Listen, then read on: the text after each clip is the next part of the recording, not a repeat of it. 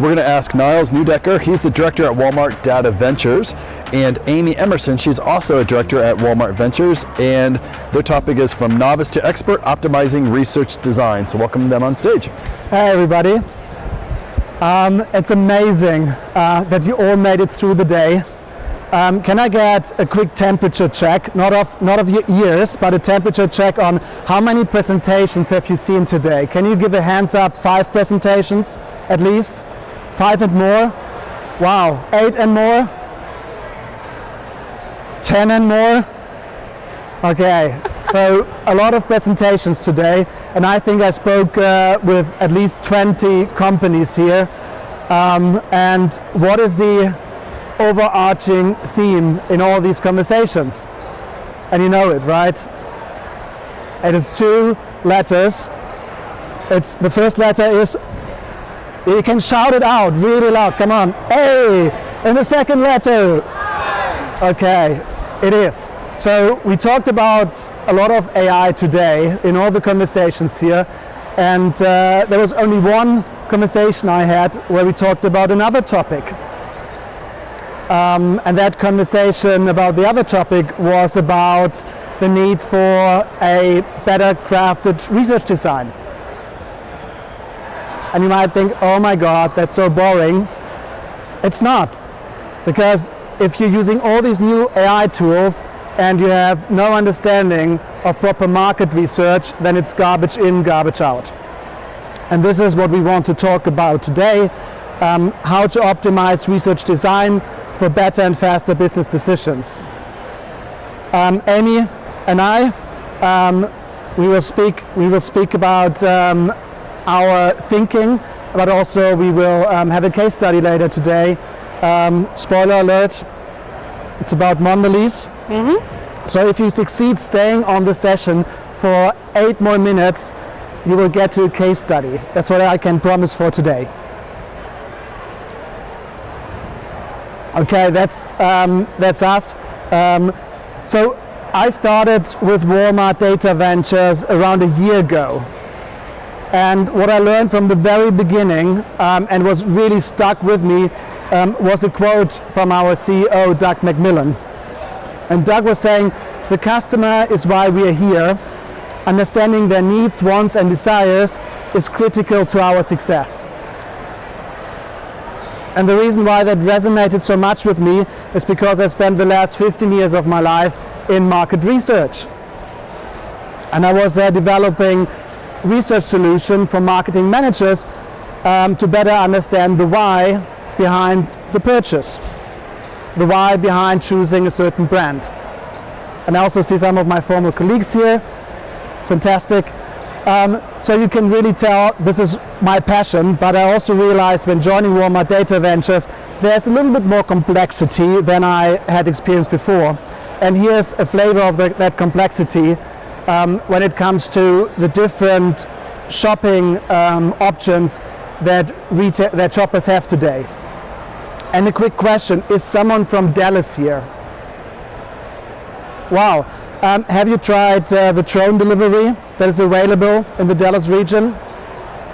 So if you are in the Dallas region, you can ask Walmart to deliver your purchases via drone, which I think is pretty awesome. Just one option, and there are many other options, and you can imagine how all these options are generating a lot of data, a lot of behavioral data and transactional data. And in Walmart Data Ventures, we use all these data streams to inform business decisions. And that's the way how we're doing it. So we're having channel performance data, which is informing our suppliers where our shoppers buy. We have shopper behavior data, where we inform our suppliers what our Walmart shoppers buy. And then we have customer perception, where we try to explain why our Walmart shoppers buy. That makes sense, right? If you live in that world where you have a lot of transactional and behavioral data, you get asked 2 questions very often. The question number 1 is, with all the transactional data, thank you, with all the transactional data, should we actually are we actually needing any survey data? And the answer is it depends on. Sometimes you don't need to run a survey if you have transactional data, but in most cases survey data is explaining the why behind transactional data, so you should run survey research. The second question that you get quite often is, can I trust survey data? Can I trust survey data as much as transactional data? And this is a more complex answer that I want to give here. But it's simplified with this graphic. So what we experienced over the last years, that we had an increase in the democratization of survey research. And with this increase of democratization, the trust in survey research went down. And there are three reasons that you are probably all aware of. Number one is that we're seeing that online interviews became a commodity. And that means the price per interview went down, but also the quality of the interviews went down. And that's a massive problem. So I spoke to Rep Data earlier. They mentioned that 30 to 40% of the data that they are filtering through their platform is fraudulent data, which is a massive problem. But there's even another problem, which is covered in a study by Columbia University and University of Michigan, is that even if a respondent is taking a survey and is not fraudulent, the attention rate is pretty low. So they figured out in their research that 30% of surveys taken failed simple attention checks. So survey respondents don't pay attention to the surveys they are taking, which is a massive problem. The second part, which is a problem, is that the increase of DIY research platforms, which is in general fantastic because everybody can do research now. The challenge is, and that is covered by a study by the American Marketing Associations, that those companies, or 65% of those companies that run research on DIY platforms don't have a dedicated market research department. And often they also don't have the expertise in market research, which is challenging when they use these research platforms without the knowledge how to set up the survey the right way. The third challenge, and that is something that is very much AI related. We all use AI nowadays to summarize the findings of our research. The problem is here we have a garbage in, garbage out problem. And the challenge is getting that now the garbage that we are generating is even more convincing with the help of Gen AI. So being aware of all these problems, at Walmart Data Ventures we created a platform that helps with the key challenges. One key challenge is the panel. So at Walmart Data Ventures we're having a proprietary panel of certified or verified Walmart shoppers. And this panel is representative in terms of demographics and transactions. That means you can use all the 600 and plus demographic variables, but you can also drill down on product level and understand lapse behavior for certain products. Secondly,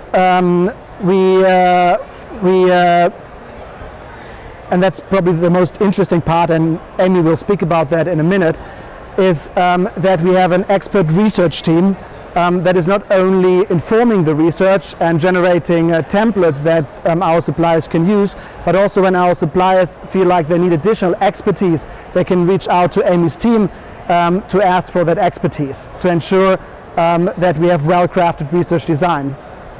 And the last part is that we make use of the latest technologies. We provide the latest tools, so AI-driven tools, for example, for video transcripts.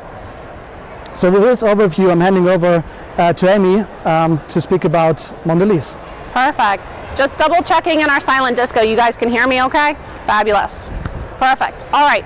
So we have a wonderful case study from our partnership with Mondelez. So working with their Shopper Insights team specific to Walmart, they were able to uncover really what is going on in the cracker category, right? So when you think of what we've heard earlier today, it's that say do, right? So what are customers doing and what are they saying they're going to do, and vice versa. They're interchangeable. So what Mondelez was able to do is really understand where there's opportunities to drive further category growth, both for them as a business, for their Ritz brand, but also holistically as they are thought leaders back to Walmart. So what they were able to do is leveraging our Walmart Luminate ecosystem to understand the what, and then we're going to talk a little bit about how they understood the why as well. But within our shopper behavior tool, they were able to understand the transactional behaviors of customers in that category and trend that data to understand not just what's happening today and what's happened yesterday, but what's happening over the span of time. How are things shifting? What's in the customer's basket? What are their switching behaviors across time frames? And using shopper behavior, they were able to zero in on that cracker customer and really understanding what is impactful and priority to them, whether it's variety in the assortment, flavor, pack sizes, and really understanding what those customer segmentations are. So using shopper behavior, they were able to uncover that carrier crackers, like what Ritz is considered, were instrumental in creating penetration in the category and driving shopper interactions, not just for Ritz as a brand, but for other types of crackers as well. They were also able to understand that each cracker subcategory met a unique shopper need. So each of these subcategories met a need for the customer that was really instrumental in driving that category growth. And lastly, they were also able to understand how are shoppers interacting at Walmart? How are they making those purchases? And by digging deep into those behaviors, they were able to understand delivery and pickup were driving significant growth in the category. Shopper behavior also let them understand a little bit more about their customer. So looking at Ritz specifically, so we started with the category, we went big, now we're getting a little bit more specific, a little bit more at home for Mondelez, talking about Ritz shoppers. So Ritz is out in the assortment, they have various pack sizes, they have various flavors in the assortment as well. Mondelez really wanted to understand, are we meeting the customer with where they're at? Are we really giving them the options that they're looking for? And what they found is that there is exclusivity by size for Ritz shoppers. So they were doing right by the customer by having that assortment that they do.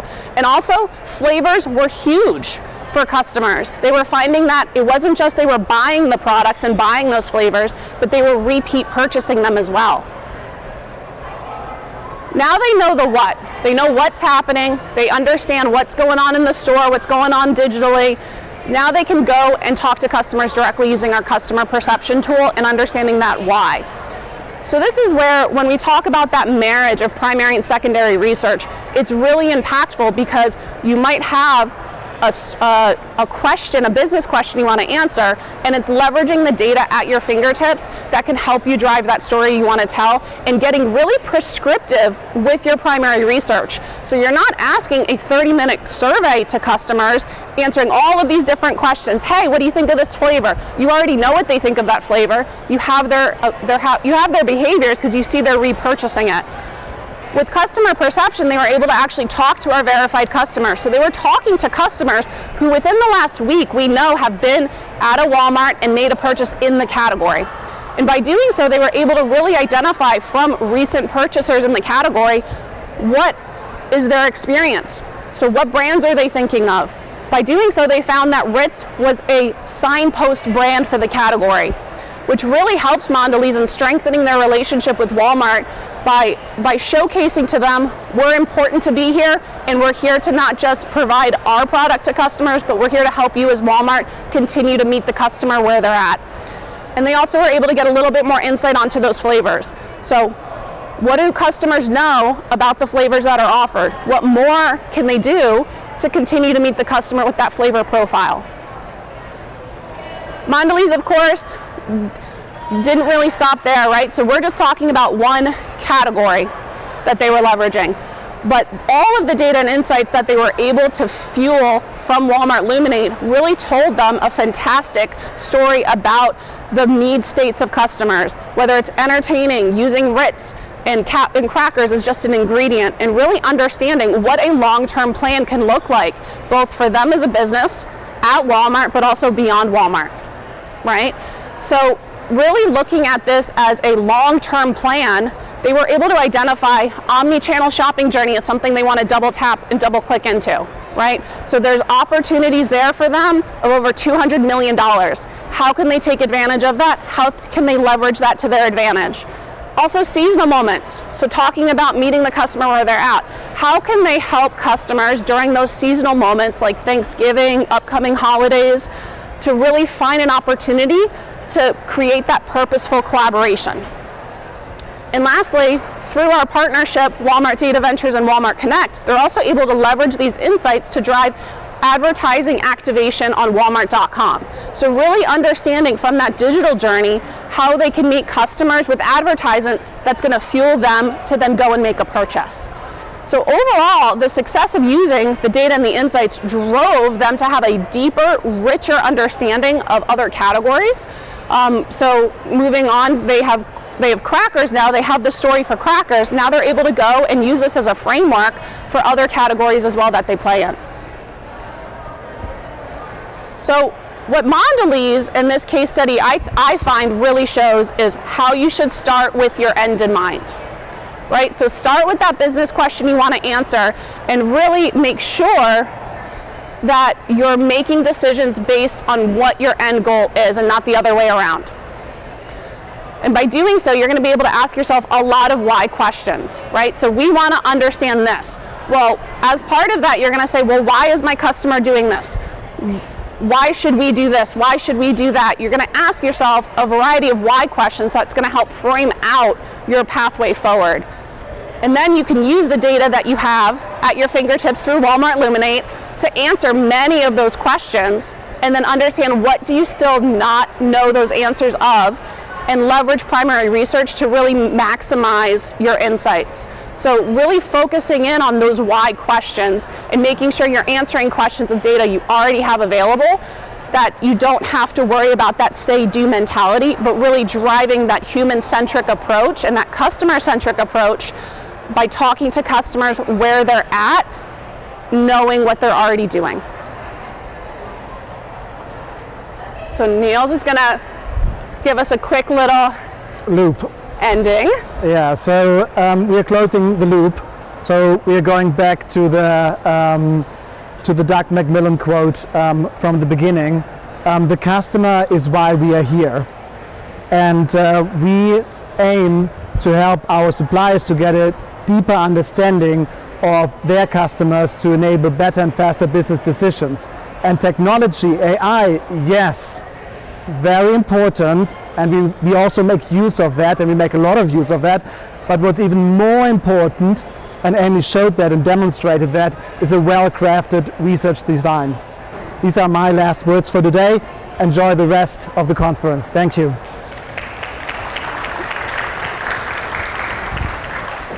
Do we have any questions? We do. Cool. We have enough time. So the first one, it's probably, well, sorry, could be for either so of I you. can hear. Is there a risk that AI solutions will have, is there a risk that AI solutions will have on lowering the methodological expertise of MRX professionals? If so, how can we combat this? So will AI make us less good at our jobs as methodologists? That's why I think it's for you. Yes, I think AI is helping us. In first instance, is helping us. The challenge is when we are becoming too lazy to do our homework, to be good market researchers. And this is, I think, where we need to start. And I saw at the beginning of the hall that you can do a master's in marketing science and market research. I think that's important. So there should even be a certification for market researchers working with AI, maybe even a certificate for AI in market research. Would be my answer. Yeah. I would say AI is here to help us, and I think that's how you view it. It's not here to do your job, it's here to help you along that journey. You still need to be looking at what the output is from that. You need to help it be more human, right? I also think along those lines, when we think of AI and the use from a methodological perspective, it can't make those decisions for us. It can help us to think of new ways to innovate. It can't help us bring that into action. I think it's going to take us to help test, learn, iterate, and bring new methods forward. Okay. I have one really quick question. You may be able to answer quickly. It was, why would method of fulfillment, this is for the case study. Oh yeah. Why would the method of fulfillment be the lever of growth for Ritz, like pickup and delivery? Why would that? So the method of delivery is a huge opportunity for growth if you think of how you're meeting the customer where they're at, right? So within the world of Walmart, and this goes the same for other retailers, if you see that as an opportunity and there's nothing to then ship, that's problematic, right? So you want to make sure, as we're thinking of channel performance in the ecosystem, that's telling you your store metrics. That's telling you what's available in the back room, what's coming to the store on the truck, right? It's telling you that story of what is happening to my product before it gets in the hands of my customer. So it really allows you to understand, hey, we see this as a great opportunity. Are we fulfilling that? Are there, I'm going to use some retail terms, are there nil picks? Someone's going to pick up something on the shelf and it's not there. That impacts your ability to grow. Also opportunities through advertisement, right? Walmart Connect, online advertisement. If you know that there's growth there, you can then meet the customer with your advertisements better to help drive that. All right, that's all the questions we have. Fantastic. Thank you. Thank you guys. Thank you. Okay.